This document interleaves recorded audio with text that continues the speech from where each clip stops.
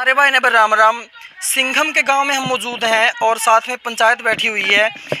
बड़ी खबर ये है कि उनको नौकरी से बर्खास्त किया गया है कि उनके सामने अब एक्स लगाना पड़ेगा हमें, क्योंकि वो पूर्व सिंघम थे, मतलब पूर्व कांस्टेबल थे वो। तो मेरे साथ जो मौजूद हैं पानीपत से हैं और ये समाज सेवी हैं, सिंघम मामले पर कुछ बोलना चाहते हैं। तो आइए इनकी राय जानेंगे, क्या कुछ बोलना चाहते हैं। राम राम जी। राम राम भाई साहब, राम राम। क्या कहना सभी चाहोगे? दर्शकों को राम राम।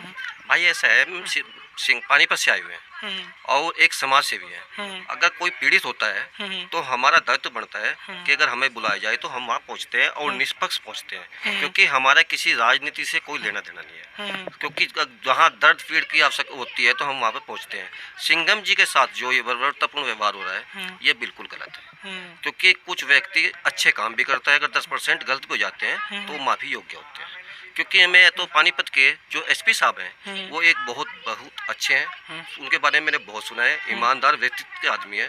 परंतु मैं ये नहीं जान पाया कि ये ऐसा जो कारण हुआ क्यों हुआ है। मैं तो अभी उनसे निवेदन करता हूँ कि इस मामले को थोड़ा नरमा के अगर इसको निपटाया जाए बहुत अच्छा है। अच्छा, एक हरियाणा सरकार है, अपनी जो हरियाणा सरकार है वो बीजेपी की सरकार है और समाज से भी यही देखते हैं कि समाज में कौन अच्छा कर रहा है कौन बुरा कर रहा है। हमारी जो बीजेपी सरकार है काम बहुत अच्छे करती है, ईमानदार सरकार है। और हमारे जो मुख्यमंत्री मनोहर लाल जी, आदरणीय मुख्यमंत्री मनोहर लाल जी हैं, और उसके बाद हमारे जो आदरणीय विज साहब हैं, वो एक बहुत ही अच्छे ईमानदार व्यक्तित्व के आदमी हैं। मैं उनसे प्रार्थना करता हूँ, हाथ जोड़कर विनती करता हूँ कि सिंघम जी के मामले में वो आगे आए और इनको इंसाफ दिलाए।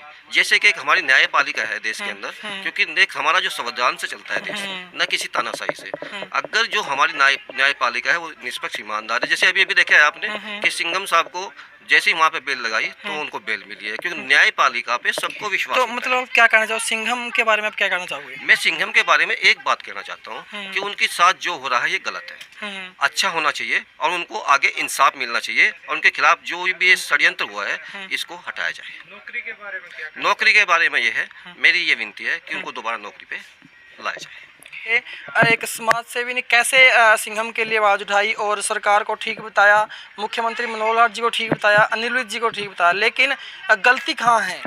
एक बात हो रही है, पत्रकारों के ऊपर भी केस लगाए गए हैं। हाँ बिल्कुल सुना है, पत्रकारों के ऊपर केस लगाए हैं, क्योंकि पत्रकार तो हमारा चौथा स्तंभ है। भाई एक बताओ, आप तो सरकार की भी अच्छाई दिखाते हो, कहीं गलत हो रहा उसको भी दिखाते हो। अगर ये गलत हो रहा था, अगर हमारे पत्रकार भाइयों ने दिखाया है और उनके खिलाफ ये मुकदमे हुए हैं, ये बिल्कुल सरासर गलत है, ऐसा होना नहीं चाहिए। मेरी सरकार से या भी ये जो भी प्रशासन है, जिला प्रशासन है पानीपत के, उनसे विनती हाथ जोड़कर कि ऐसी कार्रवाई मत करें, क्योंकि पत्रकार तो हमारा चौथा स्तंभ है। अगर वो नहीं होगा तो देश कैसे चलेगा, कैसे हमें पता चलेगा कि कहाँ गलत हो रहा है कहाँ अच्छा हो रहा है। बिल्कुल बिल्कुल। क्या पत्रकारों के लिए लड़ाई लड़ी जाएगी? बिल्कुल, पत्रकारों के लिए ऐसा है तो उसके लिए समाज लड़ाई लड़ेगा, क्योंकि आप अगर नहीं होंगे तो फिर तो जीना तो भाई मुश्किल है। दोबारा को क्या पता चलेगा कि कहाँ क्या हो रहा है क्या मौके पे थे भी नहीं, फिर भी उनके नाम में ये बिल्कुल गलत है। मैं कहता हूँ ये बिल्कुल गलत है, ऐसा होना नहीं चाहिए।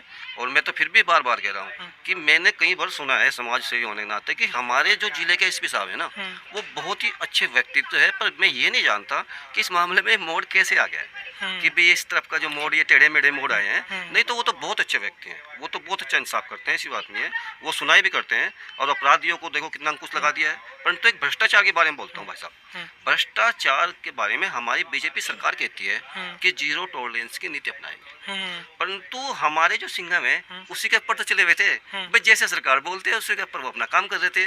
परंतु मेरे को ये मानता है भ्रष्टाचार रोकते रोकते उन्होंने इतना संघर्ष किया है और भ्रष्टाचार मौके पे पकड़ा भी है, ये नहीं और पीछे भी पकड़ा है, तो उनको तो और शाबाशी देनी चाहिए थी, ना कि उनको ऐसा काम करना चाहिए था। मेरी तो ये हाथ जोड़ कर विनती है कि जहाँ भी इसमें खामियां उसको दूर करके हटाया जाए और सिंघम जी को दोबारा नौकरी पर लगाया जाए। साध्वी ठाकुर तो साध्वी ठाकुर है, बयान दिया था कि जो सिंघम है वो सिर्फ पब्लिसिटी के लिए सब कुछ कर रहे हैं। देखो मैं किसने दिया?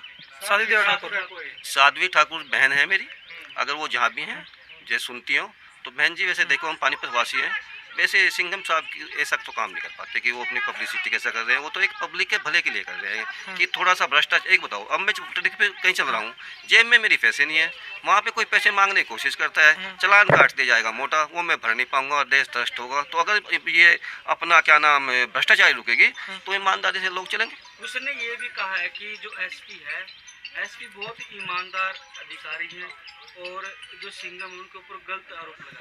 देखो भाई, एसपी साहब के बारे में तो मैं भी कहता हूँ कि एसपी साहब वास्तविक तो एक बहुत ईमानदार है। क्योंकि बिल्कुल बिल्कुल, देखा आपने कि कैसे इन्होंने बताया कि सिंघम भी ईमानदार हैं और एसपी भी ईमानदार हैं। तो देखने वाली बात होगी कमी कहाँ रह गई, सिस्टम में क्या कमी रह गई जो एक ईमानदार और लोगों के लिए आवाज़ उठाने वाला सिंघम एक नौकरी से उनको निकाला जा चुका है। तो देखने वाली बात ये होगी इस मामले में नया मोड़ क्या आता है। जैसे कोई अपडेट आएगी हम आपके जुड़ जाएंगे। धन्यवाद, राम राम, जय हिंद, जय भारत।